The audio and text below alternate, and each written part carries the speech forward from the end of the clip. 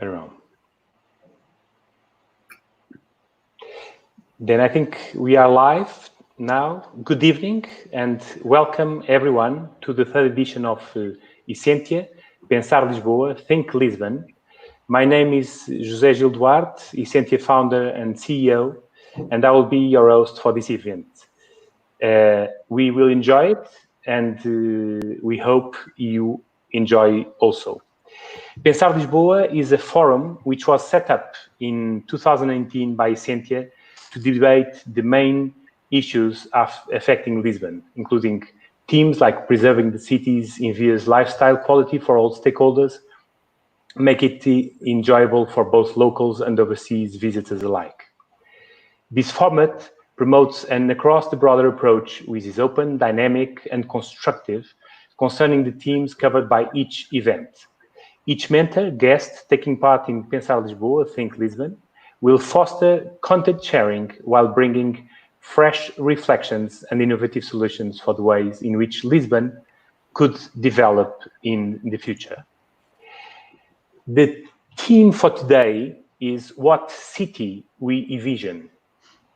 The city, the history of the city was visibly marked by the earthquake, which on the morning of November 1st, 1755, almost completely destroyed the old city of Lisbon, that was then leaving the remains of its opulence. The Marquês de Pombal declared a return to ancient simplicity, and so it happened in a way that architectural language materialized, making Lisbon the last of the old cities and the first of the modern ones. In a much more subtle way, for invisible and immaterial, but not less powerful, the COVID-19 pandemic is revealing a new era for cities. If cities are the people in physical and effective proximity, then it is the cities that are at stake when the order is to keep distance. There is no risk of extinction, but an opportunity of metamorphosis. The time is right to rethink cities, help them leave the cocoon and emerge differently. We believe that Lisbon can make way again. This belief is why we are here. All over the world, we hear about all these utopian takes. Cities will become magically green, miraculously healthy. There is going to be no cars. There is going to be no air pollution. There is going to be more bike lanes. The reality is that cities will be pretty much like the way they did it, or not. They are going to be something like we see today, with a few subtle changes. And by doing so, the sensitivity of those unseen changes will make the difference. Being seen, recognized, and acknowledged is crucial to human experience. Social visibility is vital to our happiness. And when it diminishes, we suffer. We'll all want to be recognized. The gaze is vital to human connection. It makes sense that words one uses in a romantic relationship are we are seeing each other. We live to see and be seen. Yet we still close our eyes to kiss, to flavor, to listen, to feel something deeply. The power of the unseen can be just as essential. The transformation is happening, new behaviors, new priorities, criteria, and values. A global accelerator has been introduced in the transformations already in place, and new challenges are emerging every day. But the necessary speed of the response should not prevent a multidisciplinary reflection. The unique opportunity that this moment offers can build a response that transforms the actual and future generations' lifestyle. This is what is at stake. And that's why we are particularly proud to present today's guests to talk about this conceptual approach. And first of all, Juhani Palasmaa, professor and architect, is an architect and works in Helsinki, Finland. He was professor of architecture at the University of Technology in Helsinki, director of the Museum of Architecture in Finland, and guest professor at several schools of architecture around the world. He's author of numerous articles on philosophy, psychology, and theory of architecture and art. And the books, The Eyes of Skin, The Intelligent Hands, and The Body Image and Housing are some of his best sellers. Tim Liberec, co-founder and co-CEO of the Business Romantic Society. He's a German-American author and entrepreneur, and the co-founder and co-CEO of the Business Romantic Society, a firm that helps organizations and individuals to create transformative visions, stories, and experiences. Tim is also the co-founder and curator of the House of Beautiful Business, a global think tank and community with an annual gathering in Lisbon that brings together leaders and change makers with the mission to humanize business in the age of machines. His TED Talks, 3 Ways to Lose Control of Your Brand, and most recently, 4 Ways to Build a Human Company in the Age of Machines, have been viewed by 2.5 million times to date. Tim is also author of the Business Romantic book and regularly appears in publications such as Entrepreneur, Fast Company, Forbes, Fortune, Harvard Business Review. Charles Landry, Cities advisor and author. Charles is an author, speaker, and international advisor on the future of cities, best known for popularizing the creative city concept. His book, The Creative City, a toolkit for urban innovators, became a movement to rethink the planning, development, and management of cities. He has chaired multiple urban and innovation juries, including the European Capital of Innovation Award, High Capital, New Innovations in the Creative Economy, and Actors of Urban Change. He is a fellow of the Robert Bosch Academy in Berlin. And finally, Ricardo Veludo, the City Councillor for Urbanism at the Municipality of Lisbon. Ricardo Veludo is a territory engineer with extensive experience in urban planning and housing policies. Along with his academic work as professor and researcher, he has assumed important roles in the definition and coordination of public policies, namely in the Municipality of Lisbon. Throughout his career, he has studied models of participation and governance citizenship towards the sustainable development of cities, articulating strategically the disciplines of engineering and planning with the social sciences. We welcome all of you. We are proud to have you here with us. And Ricardo Veludo today will have a particular role to play in this process as what we called agent provocateur. And as agent provocateur, but also with all his responsibilities, I would ask the first question: what city do we envision? Ricardo. And what are the main challenges that you foresee for Lisbon in this future to come? Well, good afternoon to everyone, to my fellow colleagues here in the debate, and to everyone watching us. I very much appreciate the title of this conference, because it's not about how the cities will become, it's about how should be the cities we want in the future. And this makes a focus on how is the lifestyle we want to have, how is the environment we want to have, and how is the economy and the labor relationships we want to have. So I would say one of my main concerns, I have 2 main concerns, and I'll put it on the table to stimulate my fellow mates here on the discussion, is we all realize there are major tendencies changing the world very quickly. Some are changing it in a very dramatic way. Some global changes like this pandemic situations we are living now, but also the climate changes, also the artificial intelligence, which will transform dramatically some kind of activities that will change, will disappear. But this was also told when computers appeared, and in the end, it wasn't that such radical way in terms of the jobs, but also provided a lot of changes in the society. But my point is, with all these major changes, and José Gil Duarte in the beginning, he referred to the earthquake we had, that destroy the city and force us to recreate from a big catastrophe in the city. How can we prepare a city like Lisbon to face these challenges? How should be the city, in your opinion, in 10 or 20 years to tackle in a better way these tendencies from what we know now? My other question, if I can put it on the table now, is on this time frame in different layers. The time for urban planning is not adequate anymore to the time frame of the changes in the city. Making these master plans and the development projects and so on that we do in the municipalities, this can take few years, but the world can change much quicker than that. So how would you say urban planning could cope in a better way with these challenging of changes that we face nowadays? Very well.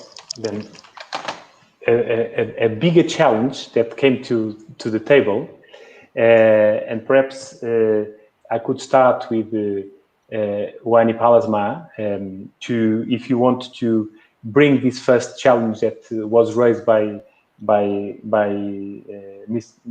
Ricardo, and to this question regarding the planning, the urban planning, and the time frame that the city needs to adapt to new circumstances. How do you see that evolution to come? Wani. If I may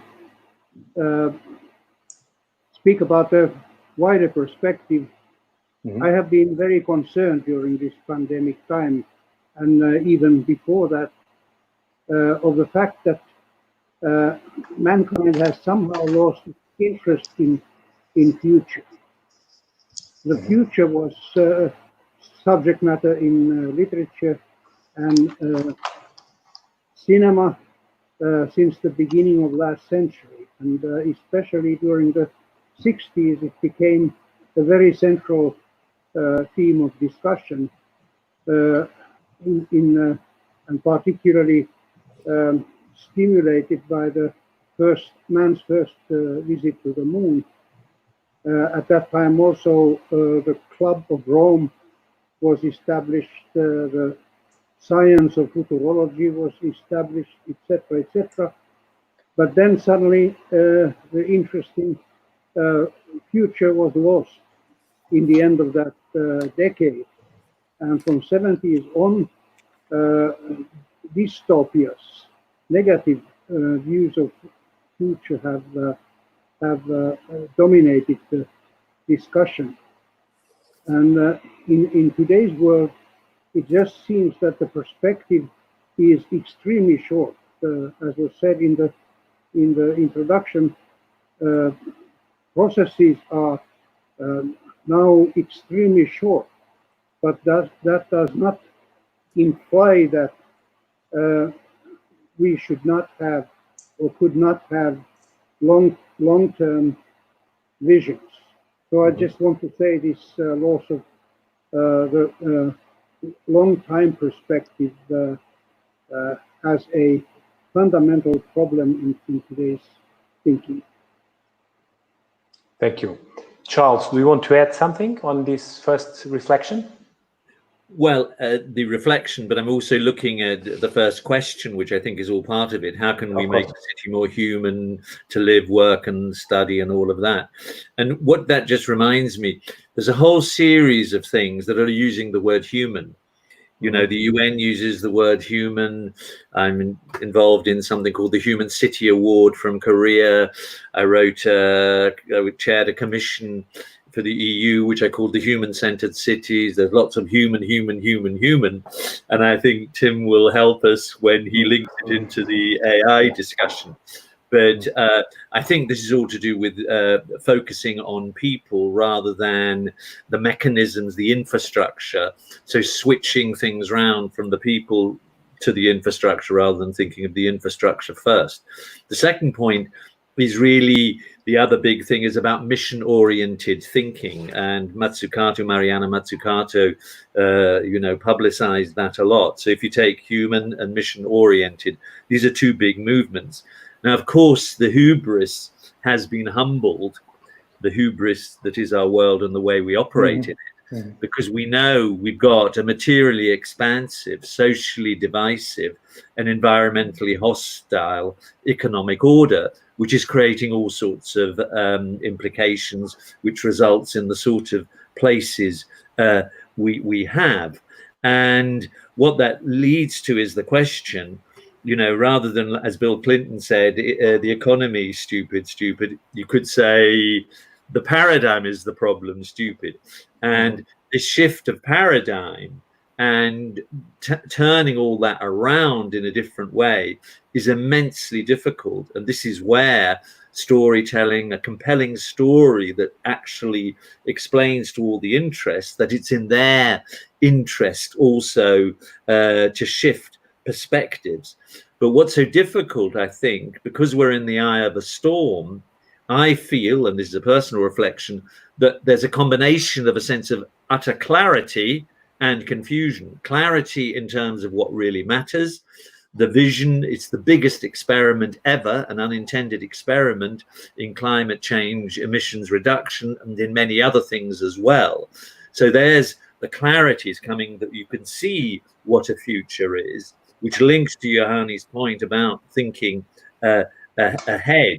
But the problem is, of course, is that for many, the old normal is an exotic destination.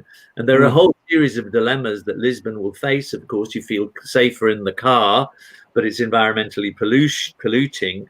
Public transport is what helps that, but you don't feel safe in public transport.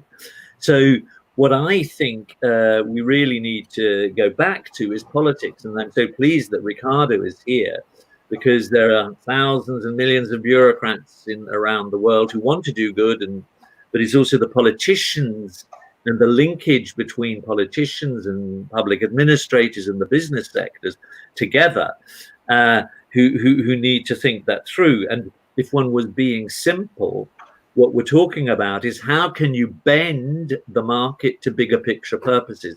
How can you bend the energy of the market to those purposes? And if I were just to frame one thing in terms of speed, the speed and the misalignment between planning regimes that Ricardo spoke about, it's really thinking about things in terms of things that are strategically principled, and we can probably think about what those things are, those things that really, really, really matter, which are non-negotiable, and being tactically flexible within that. So the way we plan then is less in the predict and provide mode that takes such a long time to do, but more in terms of thinking through these core 4 or 5 things that we all agree on and calling them absolutely non-negotiable. And then you can be tactically flexible in terms of how you adjust, because you know what your principles, which are based on ethical codes and all of those sort of things. So that's the first thing I would like to say. And thank you very much, Charles. Tim, do you want to bring your vision on the first question? Yeah, just a quick comment on what Charles just said. And first of all, thanks for having me. I feel like I'm a little bit the odd outlier in this panel of subject matter experts, because I'm not an architect or urban planner. I'm an entrepreneur and writer, and I run a community called the House of Beautiful Business. Charles, we learn from you, Tim. We learn from you to bring people different. I think so. I understand my role. Charles, I think that is very, very true what you just said. And it's not just true for cities, but also for organizations and business in general, right? That I think the idea of a long-term strategic plan has been rendered obsolete. I think the super engineered, master plan for a city has been obsolete. I think instead, I think what we'll need going forward is exactly as you said, is a very principle-based, purpose-driven, mission-based container, and then probably opportunities to execute that or be more tactical along the way. So my vision for the future of cities. So I wrote a book in 2015 called The Business Romantic. So ever since then and before that, I look at everything through a romantic lens, So it should come as no surprise that my vision for the future of cities is that the city is actually a romantic city. So I don't mean that in a sense of Venice or other, pop cultural romantic destinations, but really in the spirit of being entrenched in romanticism as an antidote to the Enlightenment and the idea of scientific rationality. And I think this opportunity, this pandemic gives us this opportunity to readjust and reset and liberate ourselves from the predominant paradigm of the past 10, 15 years, which has really been Silicon Valley. I mean, it has been technology, and it has been a certain brand and philosophy of technology that is data-driven, that seeks for efficiency and optimization, that is looking basically to extract value based on surveillance. And we've seen this in many, many cities, and even cities like Lisbon then suspiciously look like San Francisco and have the same influx of tech pros and tech developers and startup culture, right, that we see in many other places worldwide. And I think that is really, I think, a really concerning development, and this crisis gives us the opportunity to correct it. I think for many, many years, we were touting this idea of the smart city, right? Which is also very much based on this tech-driven idea that if we only had enough data, if we only knew enough, ideally in real time, we would make better decisions. We would enhance well-being of our citizens. We would govern in a better way. And that, I think, in the most extreme case, of course, now in the wake of the pandemic, can lead to some kind of surveillance, technocratic governance that people like Parag Khanna are, suggesting, inspired by examples like Singapore. And I think the romantic city is very much a city that actually celebrates friction, that is not designed to optimize everything, is not designed for convenience. First and foremost. So it has a strong appetite for life, for texture, but also has an underbelly. It is dangerous in a certain way. I don't mean as literal, but in a sense of unpredictability. And I think it goes back a little bit, Jose, what you said in the beginning, which I really loved, when you refer to the gaze as being vital to human connection and the romantic relationship and the power of the unseen.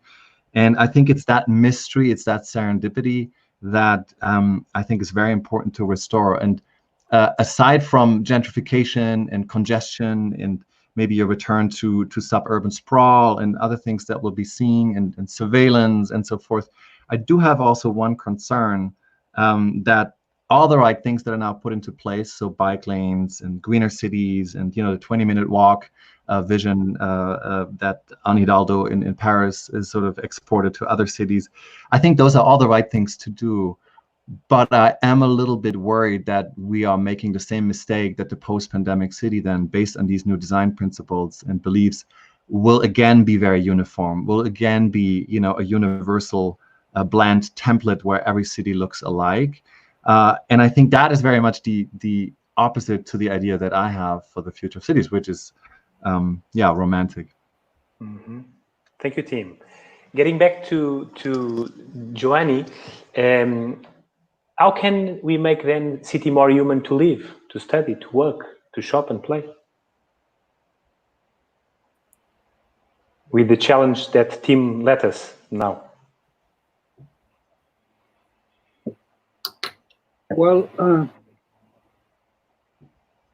at least in my country, the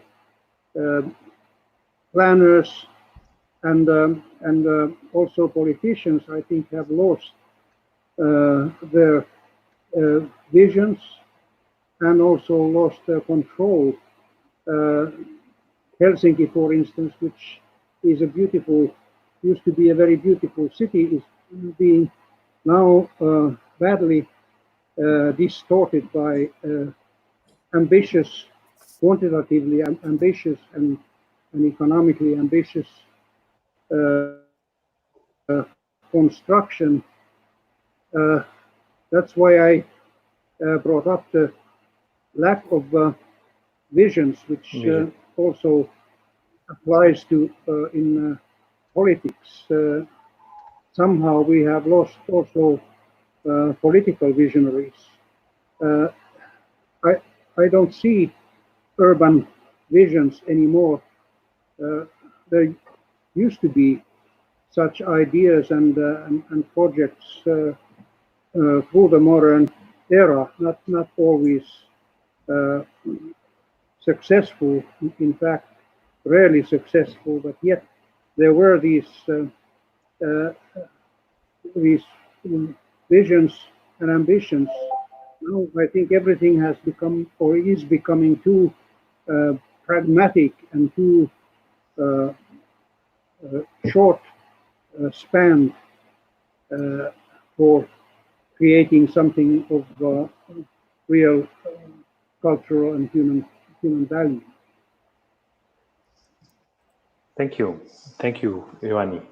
And Ricardo, with this first tour, with these challenges, we have different views. Do you want to do some comments on, or to challenge on this first question about how can we make the city more human to live, study, work, shop, and play? There was a lot of ideas that was brought up. Yes, there's a discussion how to make this happen. I think we need to. I actually agree. I would like to go back to what Giovanni just said now, because I agree with him. We are lack of a more utopian discussion and visionary discussion, but eventually it's also because we became too pragmatic in the society, very much market oriented eventually, but eventually is also because now the decision-making process is more, at least in the Western world, more democratic, more multi-actor. Is not one illuminated man, the mayor or a councillor or a prime minister or a chief urban planner that envisions. Now everyone or most of the people has an idea, has a discussion, has a claim, has a desire, has a fear that wants to share and to be considered. So making the cities a better place to live, I would ask how to combine how can you do this smart combination of vision that can be provided by planners or by writers, like here in the discussion, or by the politicians, and how to cope this with the governance model in one way. And a very practical question to this first question also would be how, if you can give examples on how to make the cities, or Lisbon specifically, for those who know the city, a better place to live, in the sense of the question José Gil put it in the beginning. Charles, do you want to take the... Well, I mean... it is your... Yes, I will answer that, or try to answer it. I think the key point is, we all know there's a collective agreement in broad terms of what makes a great city and a great place, to do with urban design, to do with distinctive streets, to, you know, open spaces, all of that, intimacy, etc., etc., etc. This is not the big question. The big question is, why is it not happening? There've been... I'm sorry, I'm just going to sound and feel and try and bring across in my voice the sort of frustration of, we all know this. So the only question is, how do you generate the urgency to act? I don't think we need another 100 reports on what makes a good city, and the urgency to act is the key question. Now, there is a series of insights that people don't use in city planning, and I wrote a small book with a friend called Psychology in the City and the Hidden Dimension. And the knowledge about people's psychology, deeper psychology in city making, is just one of the many insights that's lacking, which is why we're not building on the emotions that we know people have. And this is where probably I could make a link, if we had a longer discussion, Tim, about your romance and your romantic place, your romantic city. Because unless we understand all of that, we can't understand the drivers and the methods and the way we can actually generate this pressure to come from various sectors to change. And the key thing is to see the city as a collective endeavor. Unless we get that across, and this is obviously saying, you know, we need a new idea of what partnership is at a much detailed level, which is a visceral level, which is a felt level, which is coming from the stomach as well as the head. There is a lot of work on that. And I think this is a wonderful moment to remind people of that. If we remind people of that, and we're back to my point about things are non-negotiable, this is the way we're doing things here. This is the moment to do it, because we're not going to have another moment that clearly to do that. Now, what this also involves, I think, is a whole series of bureaucratic interventions and rethinking of how public administrations work, what they think is important, how they link to the outside world, how they liberate the public administrators who are often trapped in systems, and that's true of Portugal as anywhere else. Because just to take one example, cultural institutions, let's take museums. I'm just using that as just one example of cultural institutions. What we've realized through the pandemic is that social bonding is absolutely key. We've also realized that in a time of crisis, culture matters. The things that have made people cry and all of that is like the Barcelona opera, you know, everybody singing and choirs and all of these things. We know all that. But the institutions that we've got, and many in Lisbon are like that, there are just these buildings, and you say, what the hell is happening in these buildings? They're sort of, are they really connecting? Are they engagement institutions? Given that we've really moved from a hierarchical way of seeing cultural institutions, I mean, using this just as an example, to ones that is more just about appreciating the canon and all of that, but being basically these collective experience places which bond people together, perhaps in a non-commercial way, perhaps ideally. So I don't want to just speak in cliches by saying we need a nice street, we need it, etc. And I'm back to my bending the market to bigger picture purposes. We know the explosions that have happened in Lisbon in the last 10 years or so in relation to gentrification and stuff like that. Lisbon knew what happens with that by looking at all the Amsterdams and the other cities. The rule system could have been and should have been put in place to ensure that some of that locality, that distinctiveness we know exists, is maintained. And there are, when you take a helicopter view of the world, examples across the world where people have been able to safeguard and both, in a sense, safeguard, but develop at the same time. Because I'm not suggesting we keep things in aspic, but I think this bigger conversation, this dialogue between the different sectors within the creation and the co-creation of a story is one of the starting points. Sorry, I'm banging on like some monologue, but anyway, that's life.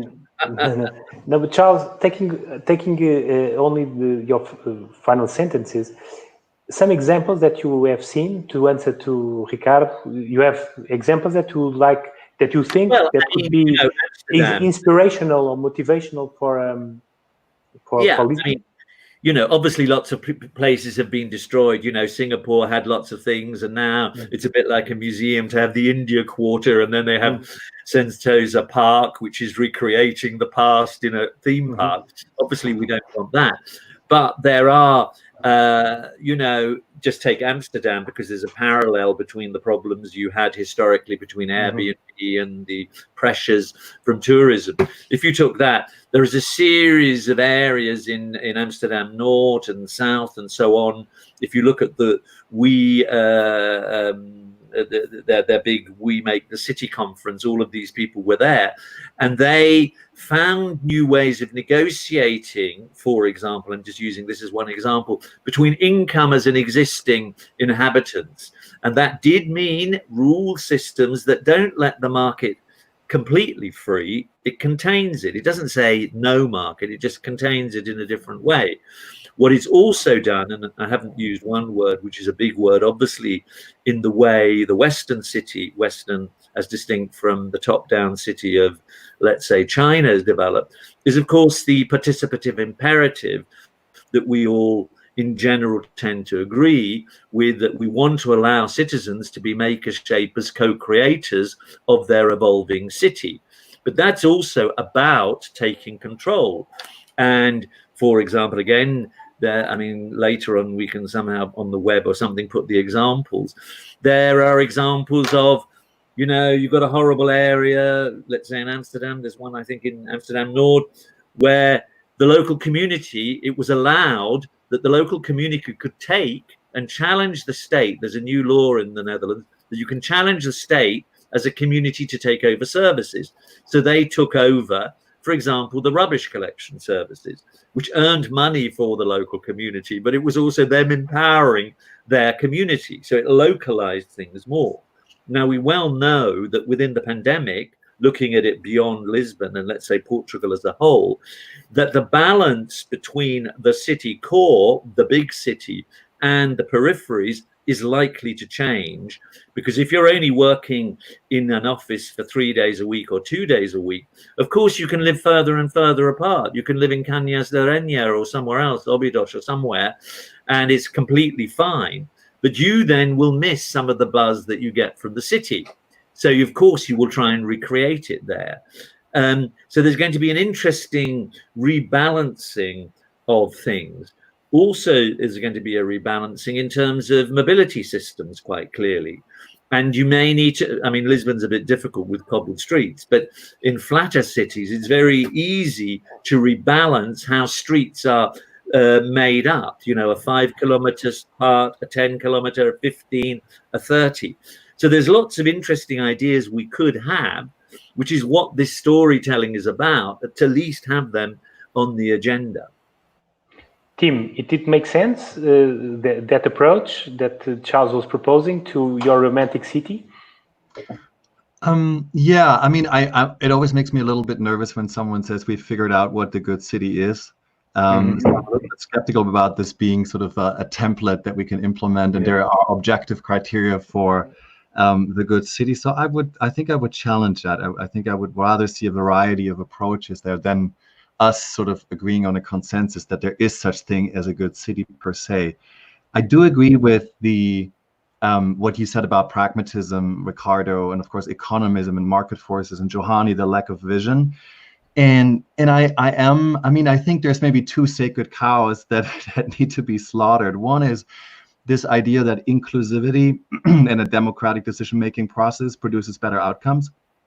So this is to your earlier point, right? I think, Ricardo, you mentioned that often I think we get stuck in sort of crowdsourced bureaucracy, and we think by empowering people and by democratizing decision-making progress, we have more beautiful outcomes, when in fact so many of the visions behind artistic endeavors in cities have been indeed not collective visions but individual visions. So, and vision, I know this very well from my my home country of Germany. Of course, here it's a dirty word for good historical reasons, but I think there is a little bit of an aversion against visions, because they might polarize, they're not empirically backed up, they're maybe not inclusive enough because they alienate people. Every strong vision, of course, will by design alienate certain parts of the population, and I think we need to be a little bit more courageous in putting visions forward rather than accommodating and pacifying all kinds of stakeholders.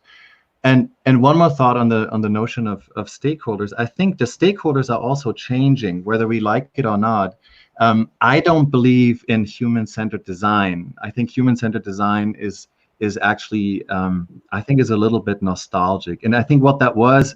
Human-centered design is a little bit of a moniker behind which Silicon Valley could, pretty much promote convenient, efficient services by playing up human factors. But I think if this crisis has shown us one thing, is that the focus on the human is actually a hubris. I mean, it's actually quite arrogant to design things for humans, if you think about it, particularly cities. Cities are much more complex ecosystems. And I think there's two stakeholders that we need to consider even more so than in the past. One is nature, clearly, and we've begun to do that. But what does that really mean if we don't design primarily for the well-being of citizens and for humans, but actually with the well-being of the planet in mind in its most radical consequences.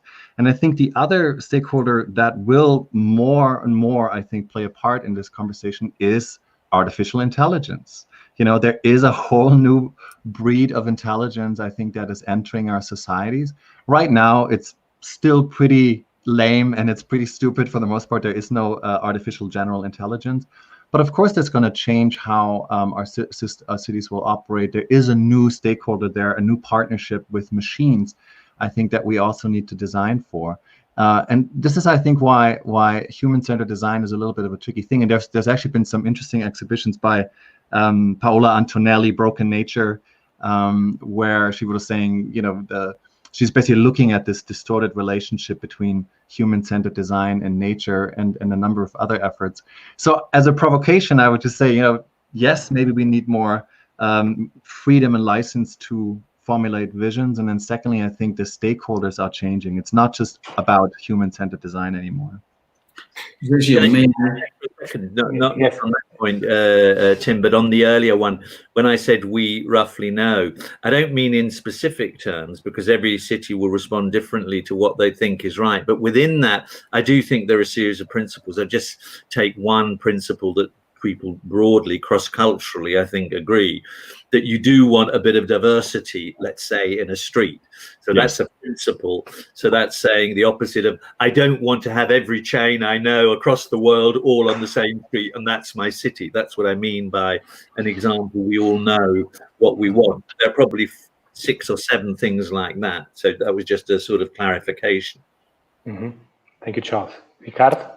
Yes, I think this is very interesting, this topic here you are mentioning, because I actually agree with part of what Charles said.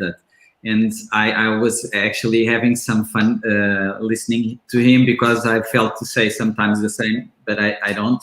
Because there's this, everyone says or can say what is generally a nice place to live with, like you have bigger areas for pedestrians, to bicycles, more green areas, sustainability, all this. You have public facilities at 15 minutes distance, and convenience shops and markets and so on. So it's walkability, public transport, etc., etc., etc., and can go on. So any planner can elaborate on this and can say in 30 minutes an agenda of things that should be done. But actually, Tim has a very good point, because we all agree that these ingredients should be there, but somehow. But how can, in Lisbon specifically, we have a city that one of its main assets is diversity, and the diversity starts immediately on the physiography, and then goes on the urban fabric, and then we have the neighborhoods, which actually have a very distinct character, and the missionization of cultures. We have some parishes where you can find 100-something different nationalities and dozens of languages and cultures working together. So I would ask this challenge is, what can be an inspiring vision, a courageous vision, like Tim was mentioning, that can call for the soul of the city and of the neighborhoods where you have this diversity, and combine it in a way, because when José Gil mentioned this, like a livable place to live and work and so on, of course, this doesn't mean the same recipe in Alfama, in Chiado, or in Santa Clara. So is how can we combine this with the sensibility, with a good understanding on the culture of each neighborhood, each place, and at the same time make it a city that can be attractive for business, for investment, because this means jobs. As we all know, cities erase from the wheel of being together, and this started from very basic needs like the sense of safety, security, and then for trade, commerce, opportunities, prosperity. So on the way, we evolve to more, let's say, spiritual needs too, that we don't want to give up on them. So how can we combine these things in a smart way? This is quite challenging. And when Charles say you could have anticipated what happened with gentrification in Amsterdam and other cities, true. But the thing is, we cannot judge in absolute terms. We need to see what are the circumstances of the cities in each time and each moment. And Lisbon, 10, 15 years ago, was in a very obsolescence dynamic, in a decadence in the city center. So this was the main agenda for all leaders of all political parties. The main agenda, number one, was how to do the urban rehabilitation. This is not a rich country, so how can you set up a strategy where you can make the landowners to invest in their buildings and make the city more beautiful, livable, and so on? We didn't have this capacity. So tourism, foreigners with more money, more capacity, they help to solve this problem, and then they create this other problem. So one possibility I would like to ask, and I will shut up immediately after, is, and this is not just a bureaucratic approach, because this is a very, how to say, how can we combine this? In the end of the day, we need to combine all this and put it in place. What we have done in Lisbon, we defined a kind of share of apartments that can be used for short rental for every area of the city, let's say for every neighborhood. And if you are above 10% of consuming houses in these parishes or in these areas of the city, so you cannot have more apartments assigned to this kind of use. Eventually, I asked if we shouldn't we have this kind of mix of uses, more flexible, but under certain limits, where you can recognize that some areas that are more vocational for services than hotels and so on, so you allow more tourism there. But in the other locations, in other neighborhoods, you can have, so how can we, and this was a bit my sense of question, because in everyday decision making, in the planning process, how can we incorporate these different dynamics locally and not become too rigid? We cannot say, we don't want more tourists, we don't want more investment. We do want that, but we want the people also inside. We want jobs for them, but we want the natives to continue to be able to live here. And this is actually a very difficult combination to achieve. So any practical recommendations you might have, or in philosophical ones, we appreciate very much. Giovanni, do you want to start? We have you back. Are you listening, Giovanni? No, I think we lost. Tim, do you want to take? That's such a complicated, tricky question, Ricardo. And I really appreciate the challenge, that you're facing every day. I mean, it is such a daunting task, to reconcile all these different interests and then stick to a mission, regardless of all the operational daily needs.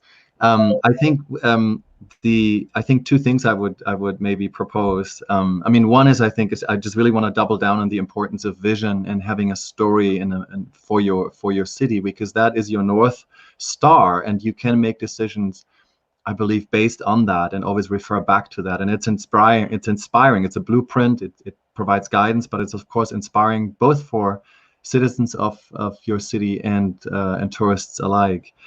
And I think the other suggestion I would have is just, and this goes back to what Charles said earlier, which is so true, right? In this crisis, the cultural institutions really proved their value even more than we already knew, right? We knew how much we miss them and the social bonding that they create. So I think relying more on content than just designing the container, and giving artistic institutions, cultural institutions, artists, an interdisciplinary mix of people living in the city, maybe a bit more license to dream big, and giving them more space, and just balancing that with, of course, the investors and the business people that you want to attract. There's no doubt about it. But I think just giving more space, I think that's one big learning from this crisis. I think just empowering cultural institutions, funding them, and giving them a broader mandate when it comes to the design and the future for the city itself, I think might be one viable path. I think that I would really certainly welcome. Charles, I'm not sure. I'm curious to hear what you think. Well, I think it's obviously very difficult because lots of places are thinking about these intractable problems, otherwise known as wicked problems. We have to address them, although we don't know what the answer is. I think that basically this is where my current obsession, Ricardo, is this idea of the creative bureaucracy, where we're running various festivals on that. But the key point about that is really to see what is the incentives and regulations regime relevant to the 21st century, which we're in the sense of speed and all of these things. Whereas classically rules are made, and within bureaucracies, I don't need to tell you, which are about certainty, predictability, and things like that, while we're here trying to foster agility. Now, particularly, when you have a policy, it's sort of like often a policy is treated as if it's law and forever. Whereas in a sense, we need to find this middle ground, which is between this is a suggestion and this is law, this thing about suggestion, recommendation. We need to be able to have the courage. And this is why communication between the city and citizens and stakeholders and all of that needs to be constant in a sort of general dialogue, ideally. I hope I'm not sounding too romantic here, in order to be able to switch according to what's going wrong. So of course you were right to unleash the energy and allow others, outsiders, to help you co-invest in Lisbon, because it's easy, once you've got a historic city. Look, cities are like fashion items, unfortunately. Okay, one day it's Lisbon. Hey, good, it's got heritage. They speak English. They're so cool. They're international. Right, what's the next city? It's Athens, So like this spreads. So given that we know what these movements are, and one of the big dilemmas is we want the global and the local to coexist, particularly in a Lisbon-type city, we need to find ways where the global and the locals actually have a conversation about that, and perhaps they help define the new rule systems. But you may have to actually be so flexible that you say, yeah, for 3 years it's going to be like this, and now we're going to change it this way, depending. You're measuring the pulse. Do you see what I mean? And it's a completely different form, I believe, of decision making, which goes completely against classic systems of public administration, and it's very difficult. And Lisbon's going to be the pioneer. This is me just being a proselytizer.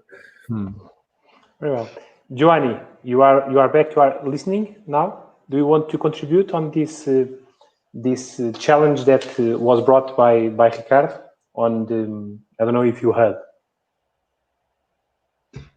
Yeah, I think that might not be able to hear us. It seems, right? I think the connection is yeah. It's too weak. Okay. We're not providing you answers, Ricardo. I'm so sorry. Very well. No, there are answers to some of these things. But the question is, look, Berlin had a lovely court case, didn't it, about Airbnb, and it was going back and forwards and stuff like that. There's now new systems. So, for example, there's something called Fairbnb, which you probably know, which shares the commission. I know this is in the post-pandemic age, perhaps a bit different, but what tends to happen is an innovation can occur. Let's say in this case, from someone coming from a civic perspective, who said, okay, you can mess up an area if there's just Airbnb and, all the locals are being pushed out. But Fairbnb shares the resources that are made through Airbnb for community development. I'm just giving that as an example of an innovation that responded to something. Airbnb exploded, obviously. And I think there will be other innovations like that, and indeed there are. Charles, that's sorry, I didn't hear that. That's certainly innovative, but you think that brings balance? Well, what it's doing, I'm just using this one example. I mean, I met the guy in the We Make the City. We had a session with all of these people, Airbnb type people. And it was just sort of saying this problem, what happens to a local area then when it gets flooded? I mean, perhaps it will be different today. And they came up with that solution. And there was also another project that was part of this, which were operating in the same area, which was called the Untourist. And this is an Amsterdam project again. And the Untourist is where you commit yourself when you go to a place. And when you go, for example, in an Airbnb, you say, I want to connect with a local entity that needs help of some sort. So you, as the tourist in this case, feel an engagement. So for the tourist, there's some sort of connection, because if someone says, oh, I've been to Lisbon, the memory you mostly have is you met someone who bloody comes from Lisbon. You think, oh shit, thank God he or she's from Lisbon. So the Untourist is another one of these examples that does that. A third example is in Rotterdam, which I've known for 20 years, which is called City Safari, where you go to they've got a list of 500 or 700 people who say, I am willing to receive a guest. Yeah. And you then go, and one of my best days in my life was seeing, oh my God, whatever, a mad sex shop, having dinner with an imam in a mosque that was an apartment block, etc., etc. You know, it was a mad day. But these ways of looking for, I'm just using this example of tourism, actually creates a completely different connection. So you're giving something back. The intermediary is not necessarily, you know, the tourist agency or anything like that. It's a direct relationship with the individual who lives in that place, which is enriching often, because the person who puts themselves on the list wants to be visited for them. And there's an exchange of money, which goes through a certain system. So you don't physically have to have the horrible thing of giving someone 30 euros. But all I'm saying is there are innovations that we can create, and they are, and I'm using tourism as an example, which bonds the local with the global. I mean, to build on that, Charles, if I may, Jose, maybe I'm romanticizing this and I'm overly idealistic, Ricardo, but I think Lisbon, I think I looked at it as like the West Coast of Europe, obviously, right? I mean, it was sort of very attractive to investors and to startup founders. And you've done an amazing job, obviously, you know, being attractive to a whole new group of people. But I think as Silicon Valley has shown, right, that the whole Silicon Valley model and this in a way somewhat glorified tech culture has really led to increased social inequality, and it seems a little bit tired. And the US seem a little bit tired right now as well. You know, they're not really particularly coming out of this crisis as a winner by all means. No. and I think there is an opportunity maybe to put Lisbon like one step ahead of the curve, and maybe tourists, investors, founders, and particularly younger generations alike, they might appreciate, you know, more conscious innovations such as the ones that Charles just referenced, right? Maybe there are platform cooperatives rather than the super commercial platform models that are coming from Silicon Valley and are coming to dominate essentially, you know, our markets and our cities. And so, you know, I know this is easier said than done, but I do think that is the opportunity, and I'd like to believe that is being recognized and honored and valued, you know, by a new generation of people with different values, maybe looking for different ways of engaging with the city and for different values that cities represent. So that might be worthwhile a foray, and you're obviously already doing it. I just read, for example, in terms of bold policy, that your mayor just, I think, issued a policy, if I'm read correctly, that basically incentivizes landlords, right, to swap short-term rentals and then let them change into a safe rent homes for essential workers. I mean, that's a bold policy, you know, that's giving you press, where it's like, wow, that's a really innovative and courageous policy. So I think thinking along those lines, it seems to be the right path forward. Can I just pick up a point, if I may, which is just because, you know, when you're having a conversation, you think of things along the way and what you forgot to say before, or what others said, which you find interesting. Back to this point about vision. I personally sometimes often don't use the word vision, and I tend to prefer the word ambition, because unless there's something which is an energy, which is ambition, then you might become to be a place that has a vision. And I did a small book called Cities of Ambition, comparing places that so many places are the same, but why are some better than others? And it's those places that say it's not okay to be okay, and they go through the process we're talking about here, and that then tends to lead to the conversation that leads to the vision. Now, one of the problems I feel, and I don't know to the exact details of Lisbon, but we were going to do a creative bureaucracy event in Lisbon. It had to be cancelled because of the virus. But one of the things we were really going to discuss, for example, is the way that certainly in the UK and many other countries, the public sector that had skill was emaciated, and it was just eviscerated, and the good talent just left, and they then saw the public interest institutions as boring, dull, and there was no thinking power within them. One practical suggestion, and clearly it has to be with others, not just the public sector on its own, is returning to foresight teams that think ahead, that thinking ahead is an okay thing. Because the thing that Tim was just saying earlier, it's got to be an okay thing to think that, and to have it in a public institution that also has routine, because we all know that you've got to maintain the traffic lights. There's so much to be maintained, the sewage system, all the invisible stuff that's got to be maintained.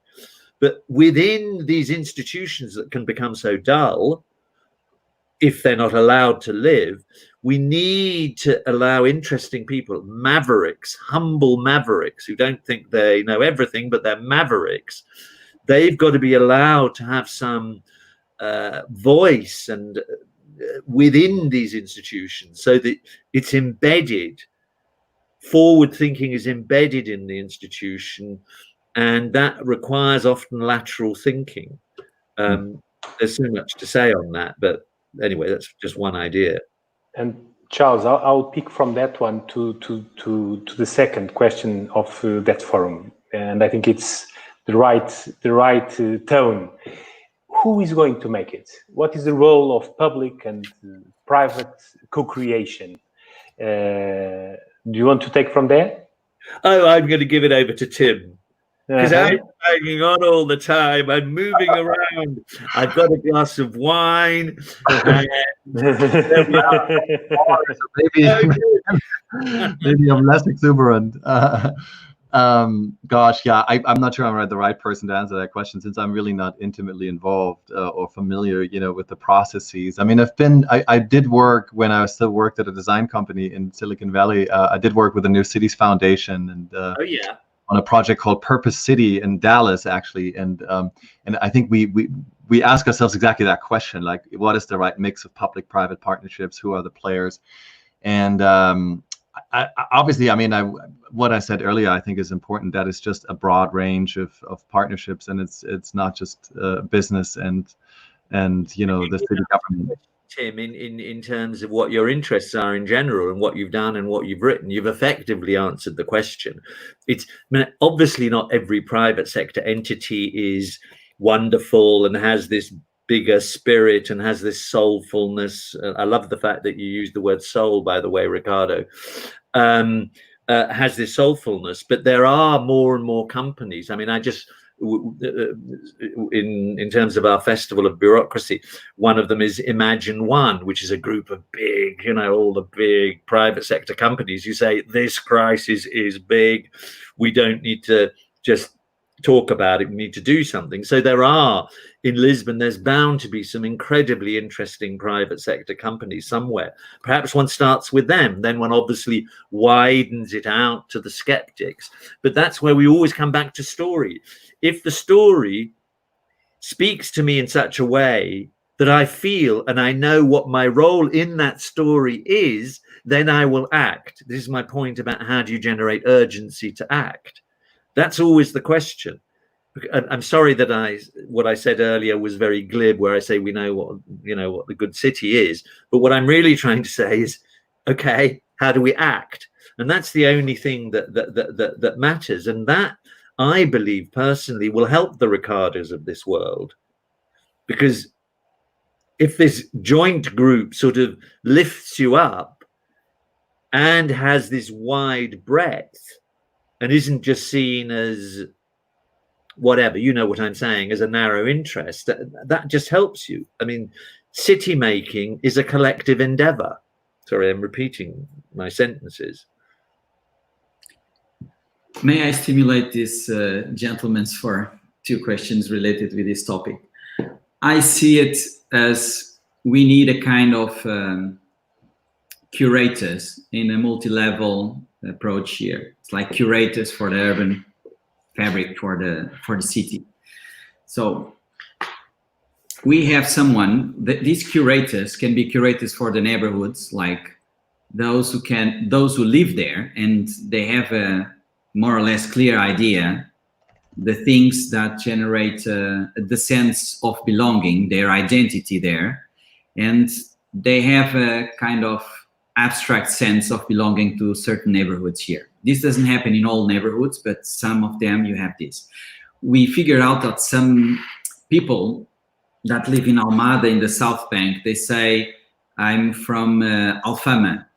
And they say this because they take part in these marchas populares, which I don't know the exact translation for English, but we have in summer festival or in the city where some neighborhoods organize some dancing parade and they organize local parties at in open spaces, in public spaces. This year didn't happen because of the pandemic. But my point is, how do you see this kind of curator functions, and what is the role of residents, public authorities, the private sector, the investors? Because we have different layers of curators. We have this for the residents, like a curator for the residents, like how to make these places fantastic for them, where they feel they belong there, and they are part of making the place, of course, in first place. Secondly, we need kind of a curator activity in the international arena, so you can keep attracting talent, investment, and people that can join our effort to create value in the city. So to make the city attractive, a sexy city to work, to live, to visit, and so on.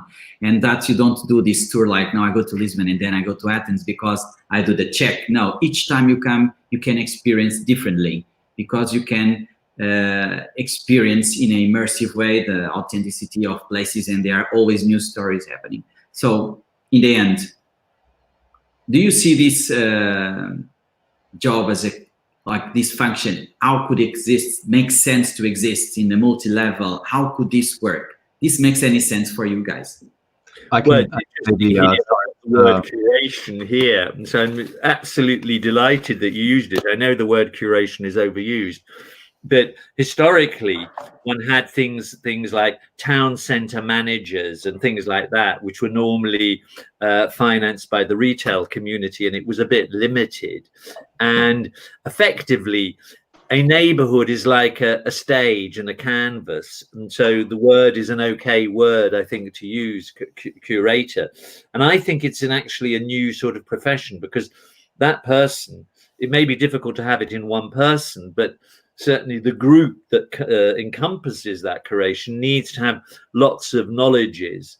Like, you know, us four can't even encapsulate the totality, but the basic principle, I think, is really great, because it does a number of things. You break down the city into parts. Now, there have been attempts to do versions of it, although it hasn't been expressed exactly like you do. So, for example, in Bologna, there is the Office of the Civic Imagination. Now, that is something that the city filtered out and gave them lots of enough resources to employ quite a few people, who then do much more of this engagement type thing that you're talking about. They haven't quite got as much power as I think you're thinking through, because you would need to have a budget. And so far, the attempts to do this have been quite limited.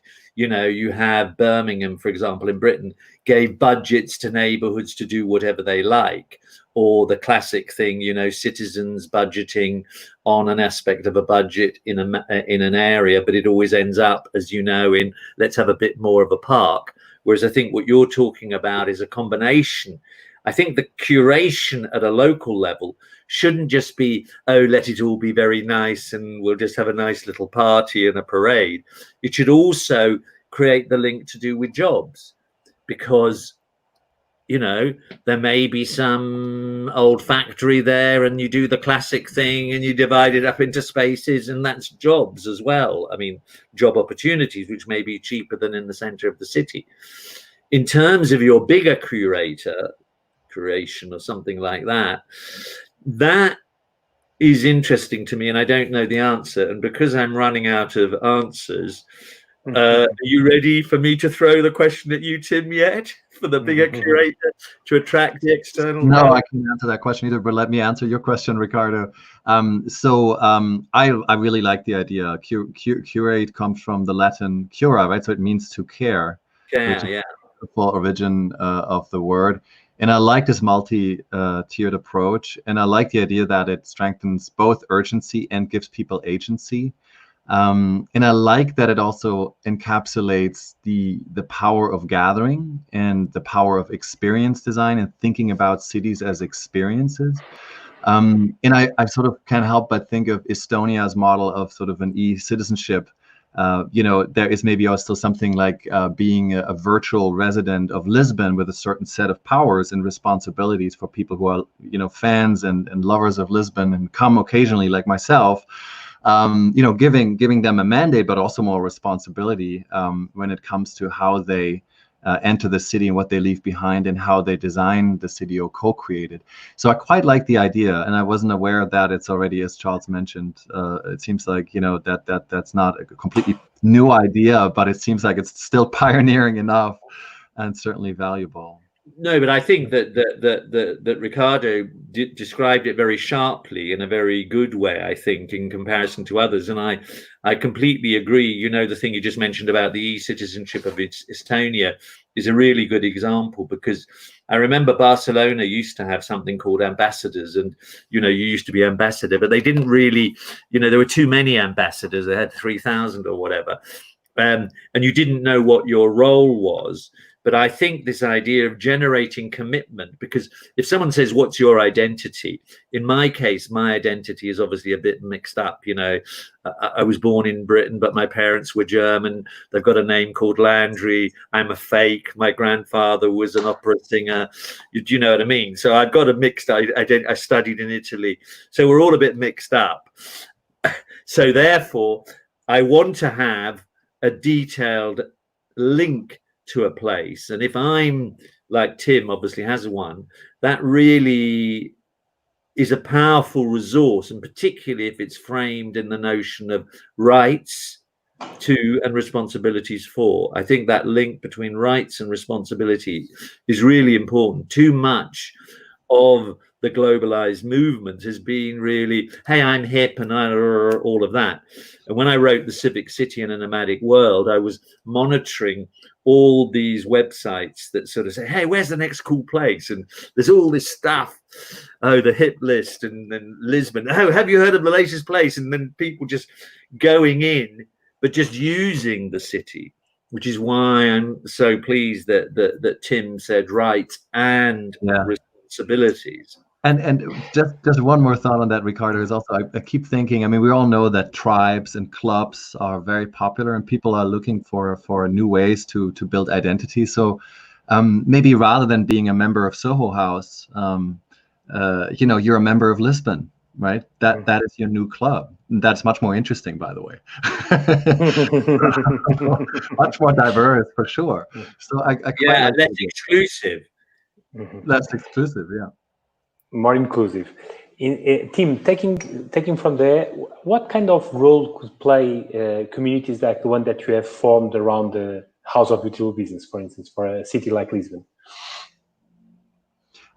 I didn't quite understand the question. Just the question is the role that communities like the one that you have built around the house of beautiful business could play for cities like Lisbon.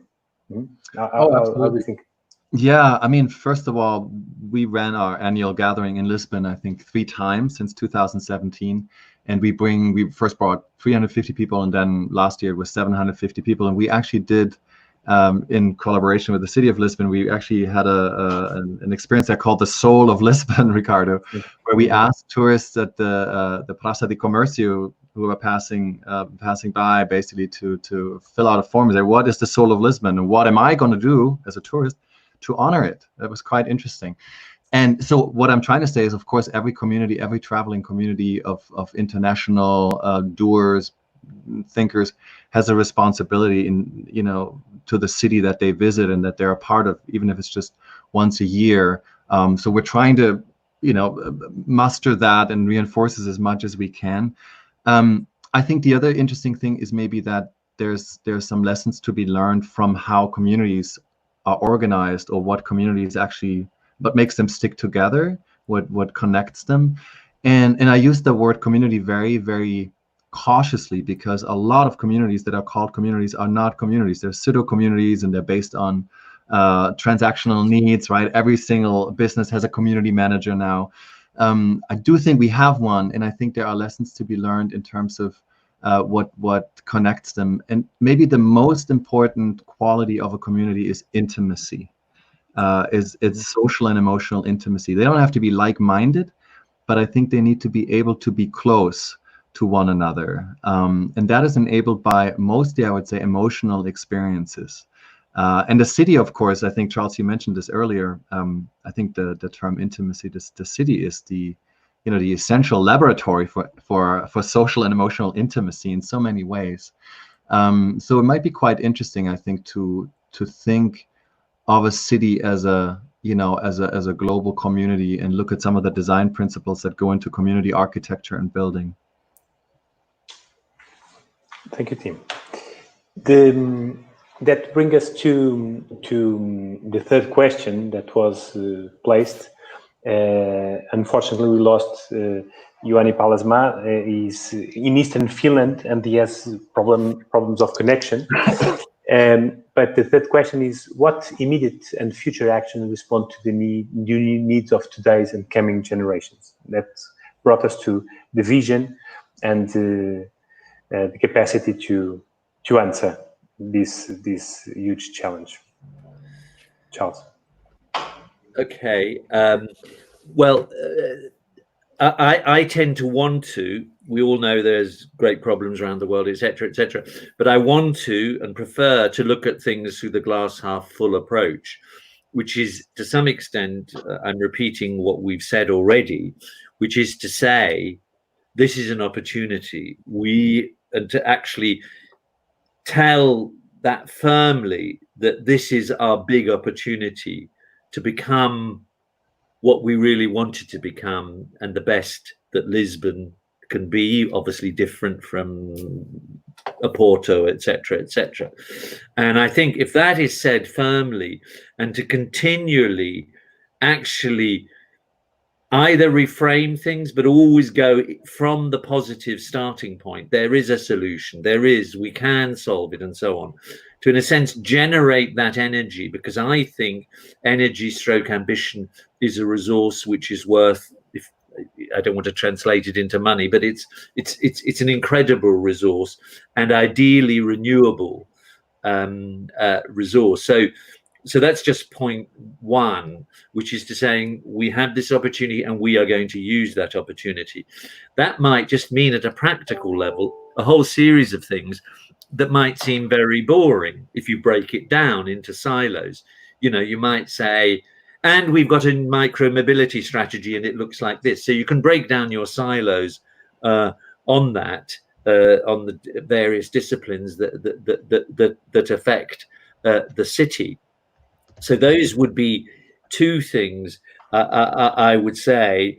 And while I capture my breath, I'm going to hand the ball, if I may, to Tim. I hope you've got something to say, and I'll think of something afterwards. Happy to chime in. By the way, it's very funny that someone in Finland has connection issues. That's not what I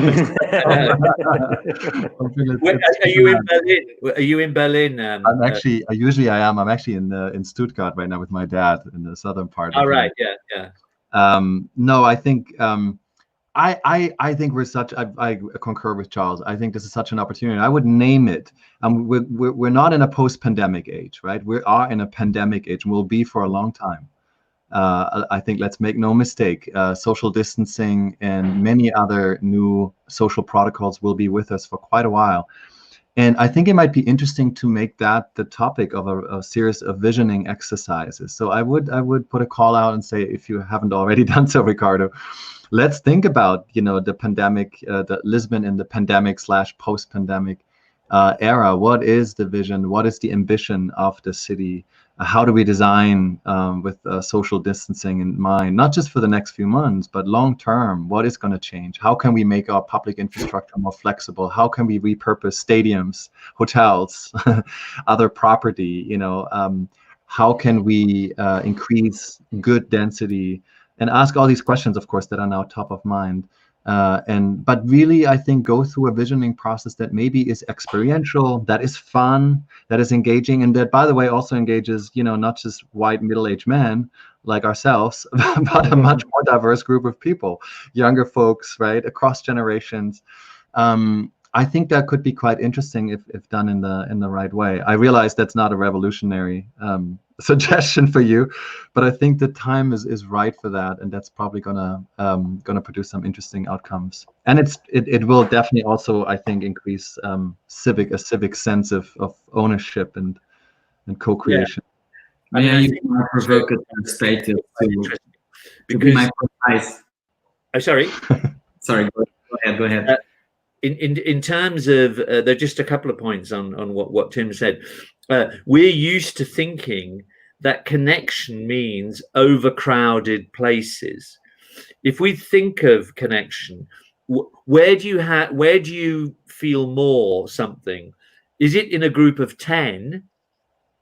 It may be much richer. The experience may be richer. It's clusters, it's little bubbles of 10 rather than one big bubble completely compacted in 100. So I think we shouldn't neglect the fact that some good things may come out from how we actually connect. I mean, it's perhaps better to have dinner with 10 people than 100 people because you're not talking to them. I'm just pointing that out, that there are some ways of connecting which may be deeper. The other thing is, there will be innovations. There are events in Seoul. Phantom of the Opera is performed without social distancing. They've got remote temperature gauging. They've got airlocks to get through. There's a whole series of things that are happening. And that is being performed as if it were before, but because there are innovations before you even get in. Now, there's going to be other innovations because obviously that basic need to bond and touch. I mean, the big issue is the touching. I mean, there have been so many studies about if you don't touch people and children, that causes vast problems. And so I think because of this touching thing, I mean, I love touching people. If I was with you here physically, whether you like it or not, I probably would have touched you somehow. Yeah. Somehow. And that's just the way I am. Yeah. And I think that will happen again. And I think that the young will drive some of these changes because it's people like me who are more endangered than a younger person. And they, the testosterone I can't even say the word, testosterone imperative is so strong, and that they will partly resist in spite of what local authorities say, you can't do this and you can't do that. So I think I agree with Tim that as we encroach on nature, as the population gets too large, there will be, this is pandemic forever. But I think the young might actually resist and do something. I just want to remind us, just in passing, when I was born, 2.6 billion people lived on the world. When Tim was born, something like 3.9. I don't know exactly how old you are, Tim. Now there are 7.8. That means 3 times as many. So of course there's this vast pressure on cities. Now, I'm not saying this is a mass euthanasia thing, but it's about education, as we know, and it's about cultural attitudes and so on. So this is I mean, Tim spoke about the unspokens. That's one of the unspoken things, that the population is expanding too fast. Sorry, I didn't want to be negative. So before we end, I want to say something positive, whatever that is.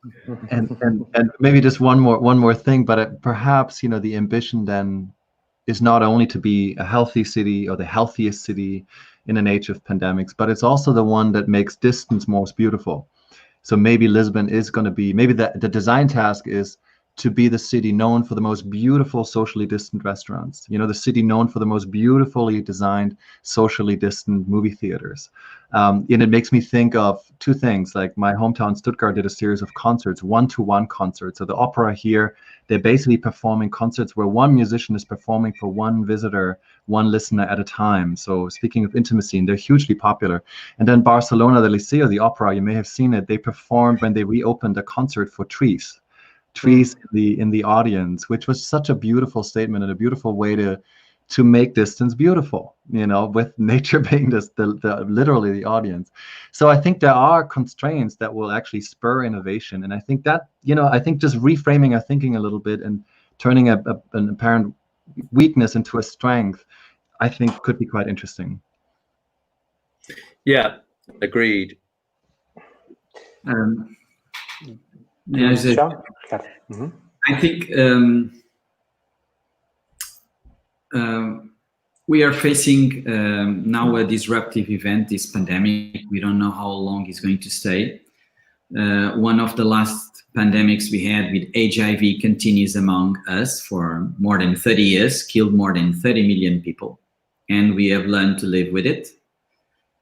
Of course, the contagious way was not in such a easy way, social, touching surfaces and so on. So this brings much higher challenges for everyone. In Lisbon, we have started a discussion, a cycle of debates that started this Monday about how to adapt the city and to prepare the city for global risks.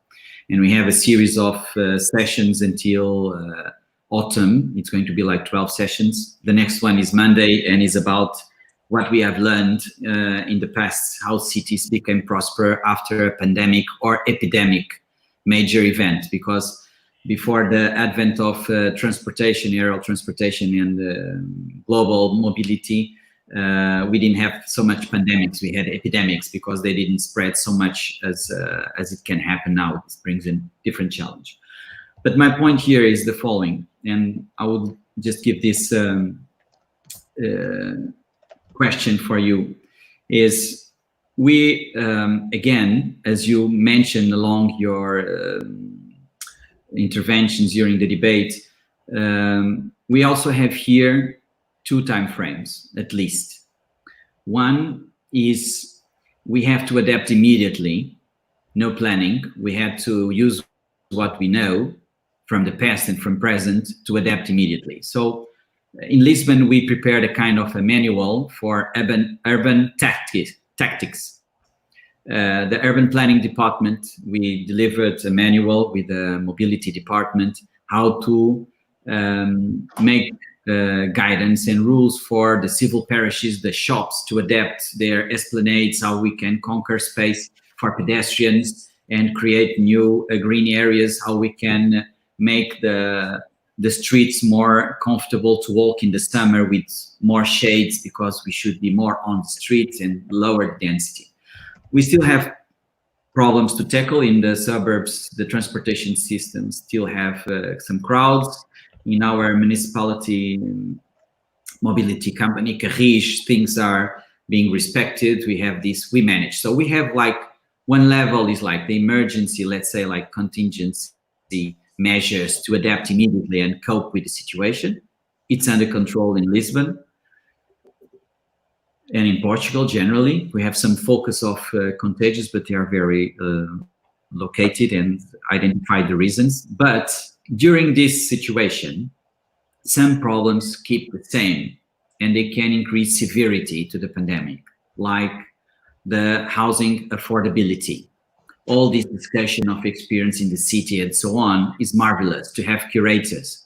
But if you cannot access homes in the neighborhoods where you were born or where you want to live and where you work, then we are failing. And we are increasing another global risk, is the risk of this systemic disturbance at a political level with populism gaining land. Because if we make more massive the feeling of this doesn't belong to me, this development is not for me, and I'm not part of it, we have a huge problem to sum to the other problems we have. So going back to this question is, in this context, how can we make the society, the developers, everyone that takes a role in the city to give a contribution to solve some of the basic problems, like the poverty we see now everywhere in the world, where we have higher risks of not having control on the pandemic, is where in the areas where you have higher concentration, like multi-deprived areas in terms of income, employment, urban conditions, and so on. So what can we do now? Not like a big agenda, but which hits we could have. I've launched a challenge to the real estate sector recently here for one thing, and the other one I will announce to them with a solution possibly after summer.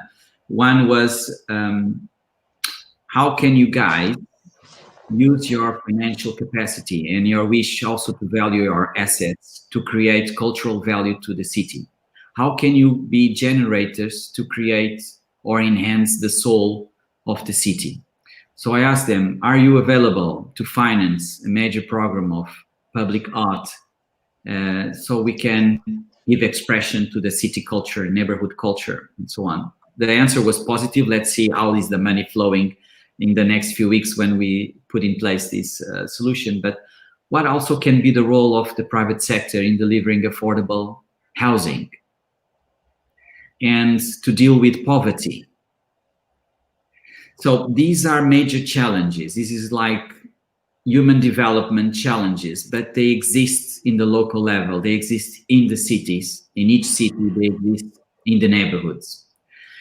And this helps us to deal worse or better with the pandemic and other global risks. So joining the second and the third question here in the agenda, which hints would you give or suggestions, like to engage the community in a broader sense, the stakeholders, to deliver some contribution to solve some of these challenges?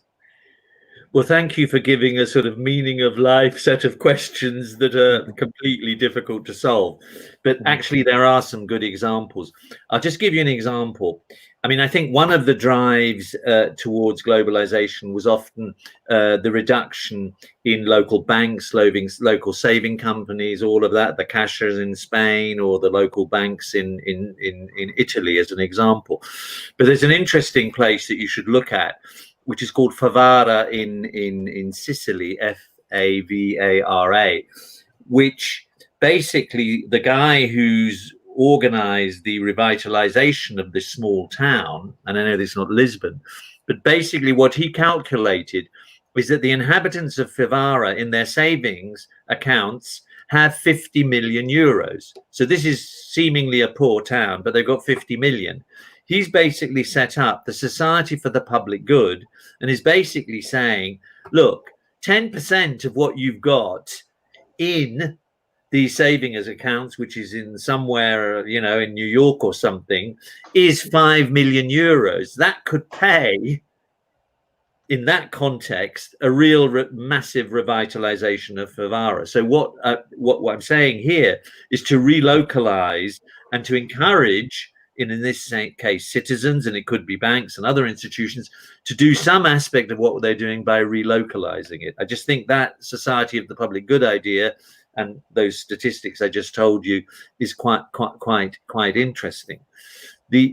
I'm sure if we explore that, I'm pretending we're in some project. No, if you explore it, you will find other examples.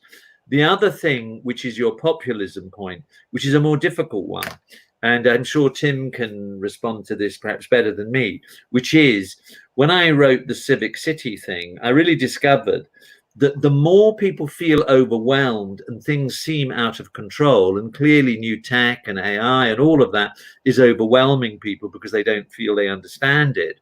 And then you get the Brexit response in Britain as an example. Because the more you feel overwhelmed, the more tribal you become. The more you feel okay and relaxed, the more at ease you are with connecting with the other. So you're less racist, you're less all of that. So this is a real balance thing.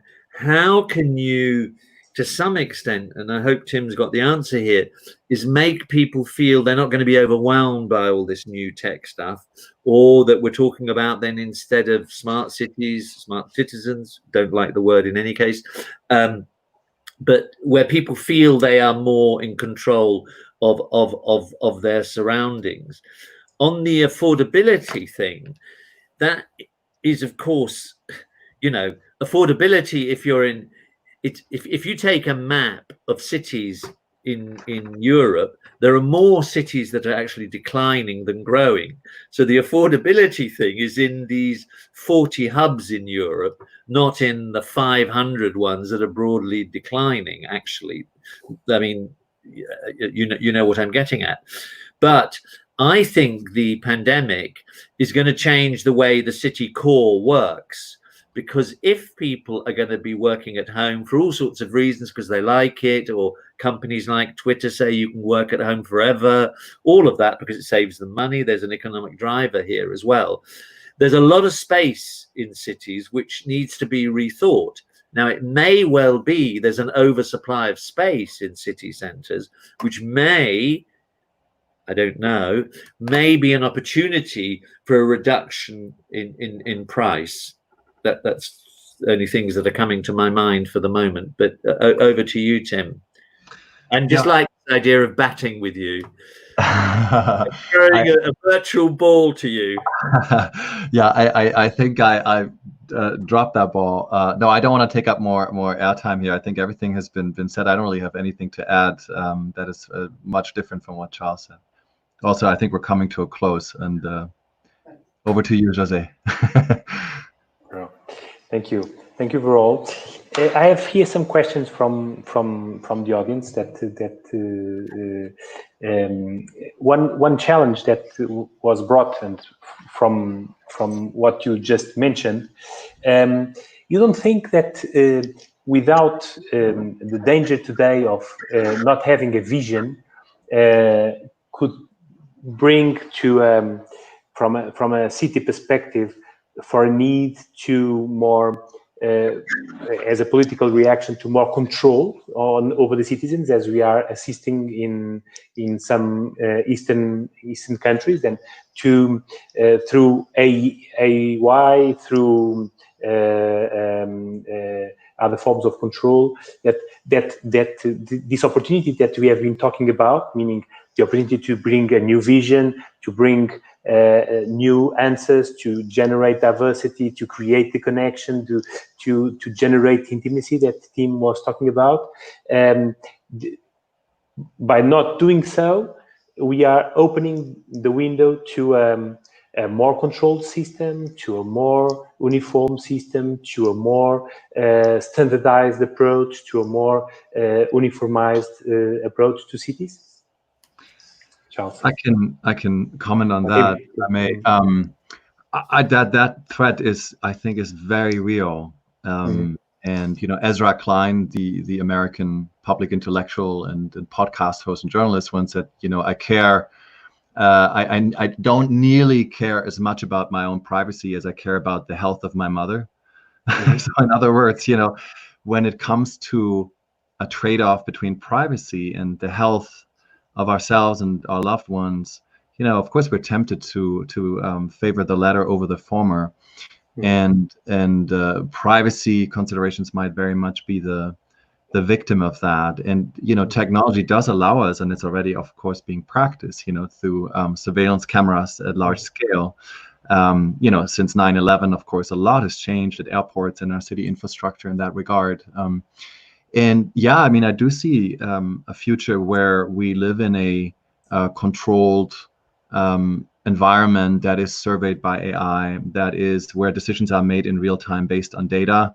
And if you think about Sao Paulo or other cities, they have big mission control centers where a lot of data is aggregated and being looked at in real time to study movements of citizens and criminal activities, and of course other social activities as well.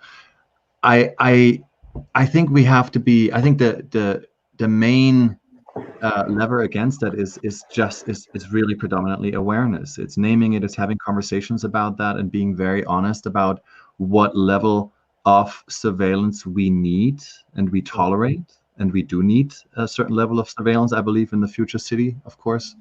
But what exactly the trade-off will be and what we might, risk sacrificing in the process. So I think it's a very, very important debate. Charles, what are your thoughts? Well, it's quite difficult because it's such a complicated question, and you've obviously thought about it more than me. But one of the things that's coming into my mind, and I've thought for quite a while, and I'm not trying to sound continentalistic, but which I mean, there seems to me to be a Chinese-driven approach, which is quite controlled, and then there's let's call it the American approach. I believe there's something about Europe and European values that might be a different approach. So, for example, I know Norway is thinking very much, who controls the data? Are we going to give it to one of these big providers, the Ciscos and all of that, and Siemens or whoever it is? Or are we going to find some public interest entity, which is the gatherer of the data, that has slightly different rules? And I think this then becomes slightly difficult, I believe, for at the city level. So all the city can do is perhaps to say, we do things differently here. You're a lobbyist of this approach. And I'm for the moment saying a European, more public interest approach to data. And I feel that would be really healthy. Now, the problem with Europe to some extent is it's people want to say it's exhausted, the European idea. I don't think many of the good things about Europe are exhausted. Perhaps the imperialism is dreadful, and we have to acknowledge all of that happened. But there are some aspects of the Europe that we have that are really positive, and we have to be confident about what it represents. And I think there is a sort of, let's call it for the moment, social democratic, I don't know what word to use, but is different from those two other extremes. And I would love there to be a lobby, and perhaps Tim is the guy to really start this lobby at a big time, to actually describe this, to within which then the cities can fit in, the Lisbons can fit in, and say, for example, we do things differently here, which is then part of that vision about Lisbon.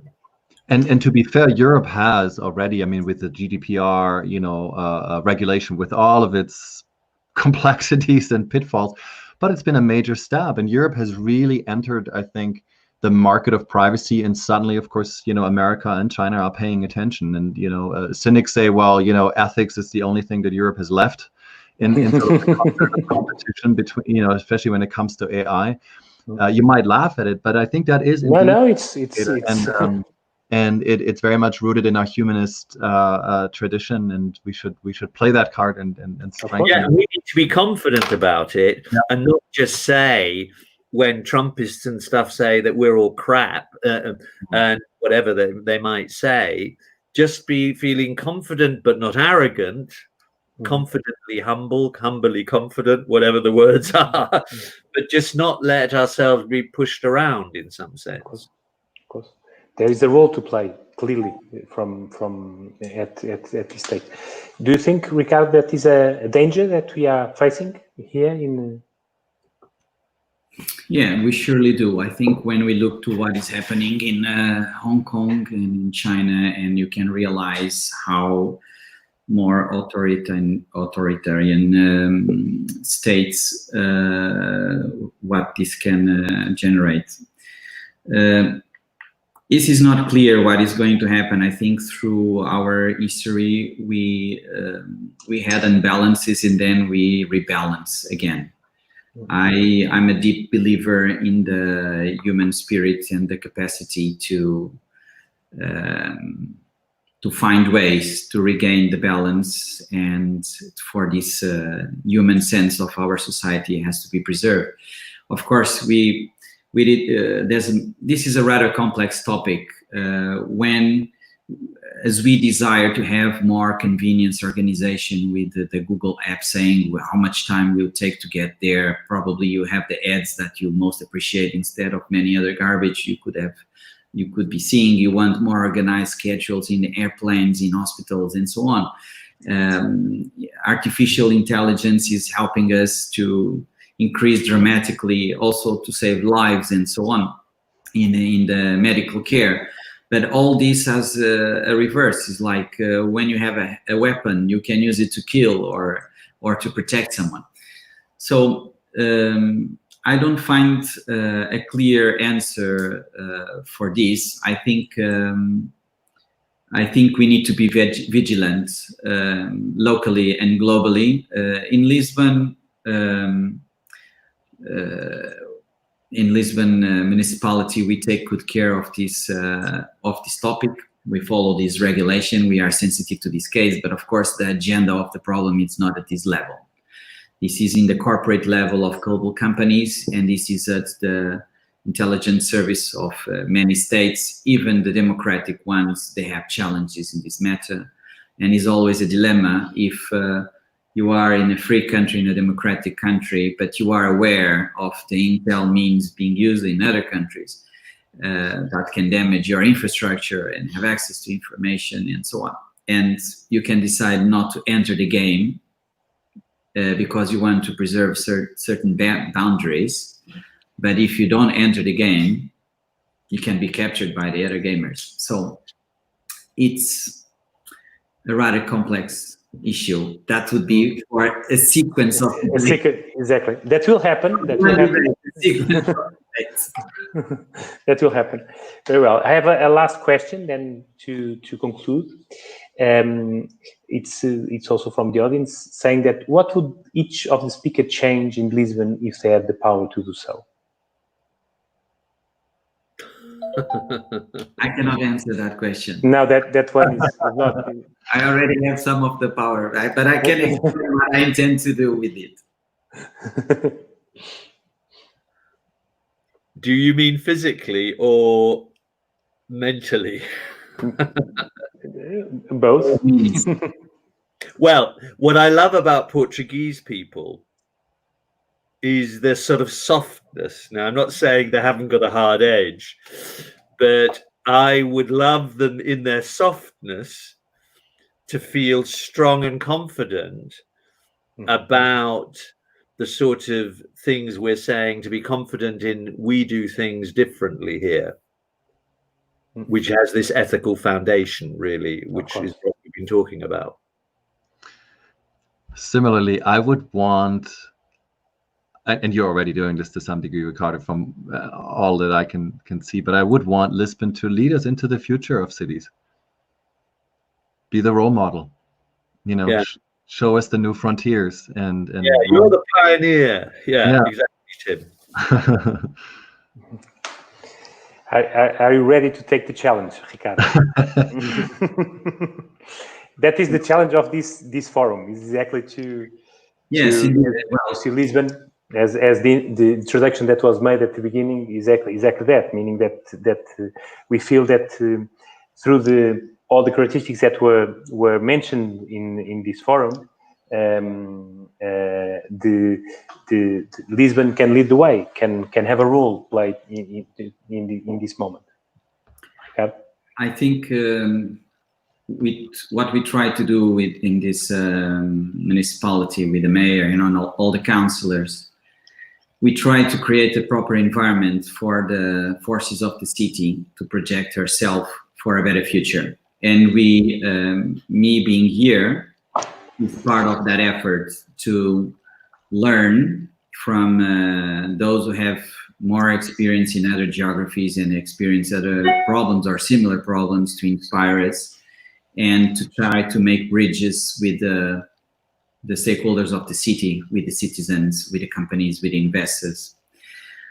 I was listening Charles talking about our software, and recently I was explaining to another foreigner something about this. Is we have more than 500 years of history in trade with the rest of the world, and we were always a small country, not many inhabitants, and we were never very powerful from the military point of view. So I think kind of we have in our culture DNA, if I can say that this softness is the openness to the others, and we are receptive to others' ideas, to other cultures.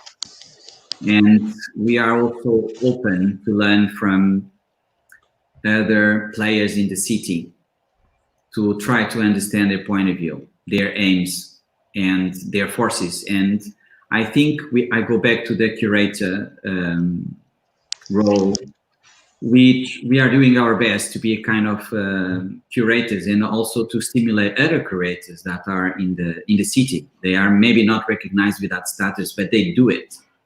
There are some community leaders in the cultural area, also José Gil in this sense, and his company, because he works in the real estate market, and this is a greedy market.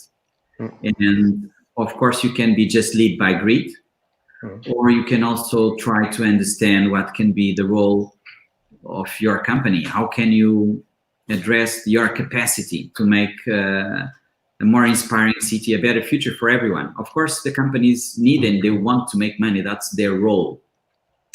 So I'm always trying to actually, I usually say this, I'm going to say this in public, some things I say to José Gil in private.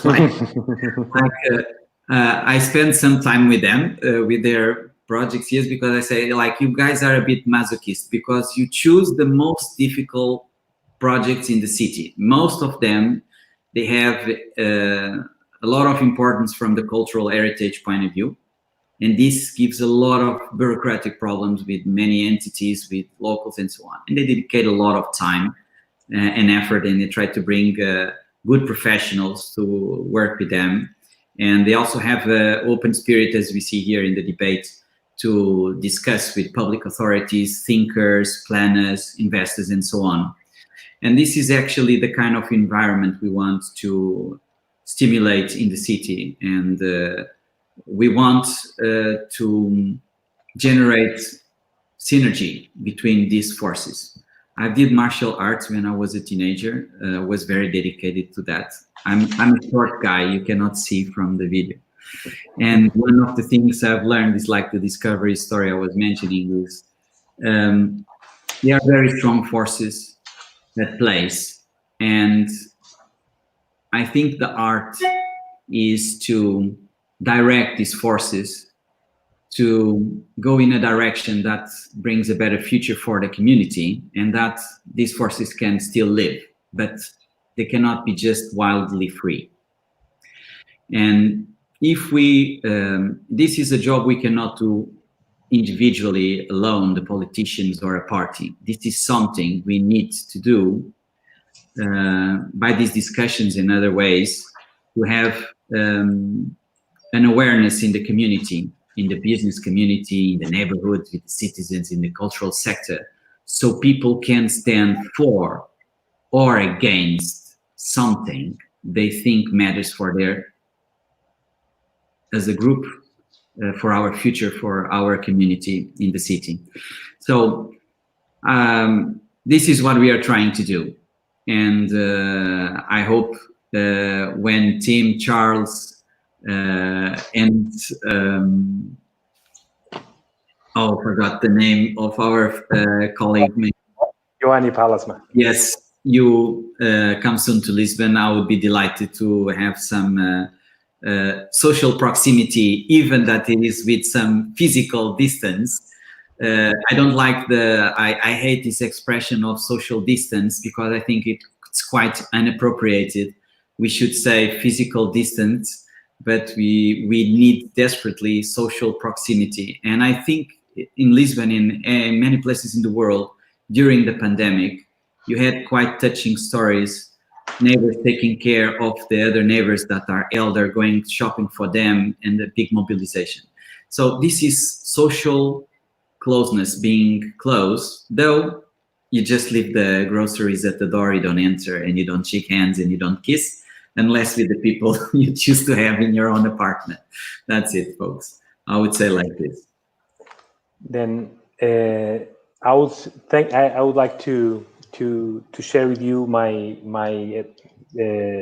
respect and appreciation for this share and this open and transparent and very open-hearted discussion. And I would like to thank team Charles, Ioanni, that is not here anymore with us, and Ricardo for the energy, the vision, the capacity to bring new ideas, inspiring ideas, to be able to reformulate a little bit the paradigm that, as Charles was saying, at a certain stage, it's stupid, and it requires now a revision, I would say, a big revision, with a new vision and ambition, bringing new stakeholders to the table, as Tim was mentioning, nature, art,